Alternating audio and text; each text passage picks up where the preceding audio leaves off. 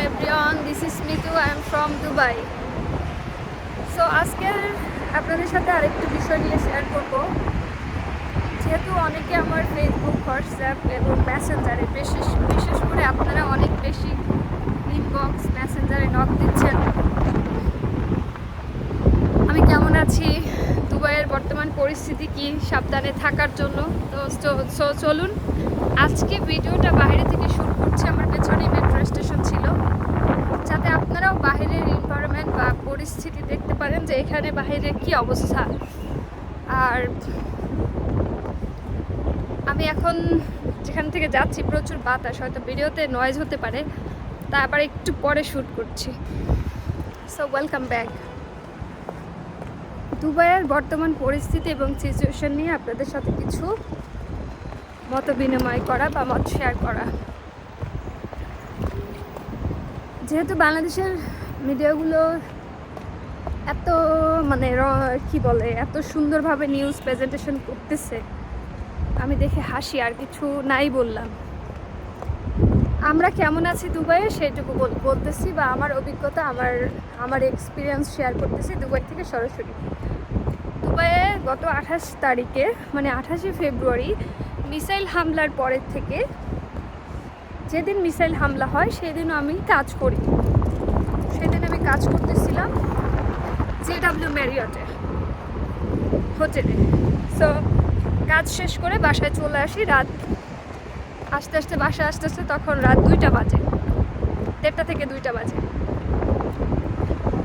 তখন ওই দিন 12টার সময় আমাদের কিছু মোবাইলে দুবাইয়ের যে মেইন সিটি, যেহেতু আমি দুবাইয়ের বুর্জ খলিফার পাশেই থাকি, বিজনেস বে থেকে শুরু করে এই সমস্ত জায়গাগুলো যাদের রেড অ্যালার্ট জোন ছিল, সবার মোবাইলে একটা অ্যালার্ম নোটিশ আসতেছিল।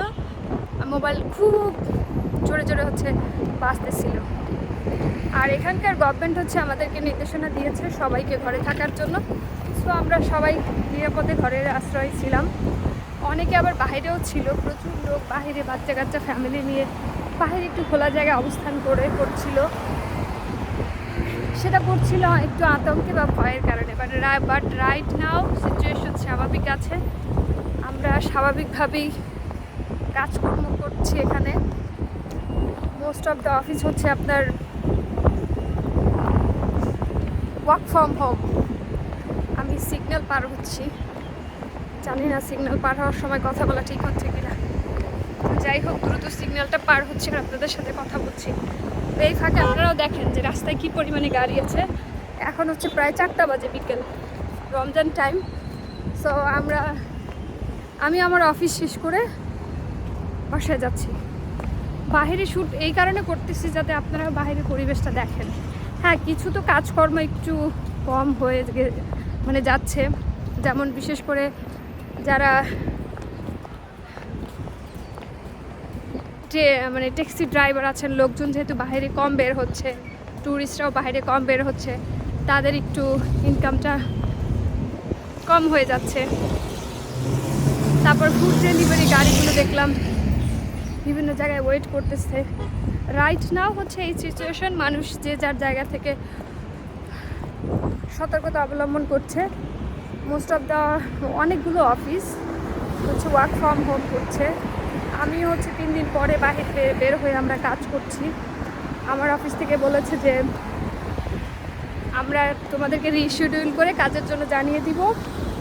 আর এখন গভর্নমেন্ট পারমিশন দিয়ে দিয়েছে। আর এখানে রাস্তাঘাটে দোকানপাট, সকল শোরুম, গ্রোসারি সব কিছুই এমার্জেন্সি জরুরি প্রয়োজনে সব কিছুই খোলা আছে। আপনি গ্রোসারি করতে পারবেন। বাট একটু দ্রব্যমূল্যের দাম বেড়ে গেছে, বিশেষ করে গ্রোসারি পণ্যের। যেহেতু দুবাইতে সব কিছু শাক সবজি সব কিছু অন্য কান্ট্রি থেকে এক্সপোর্ট হয়,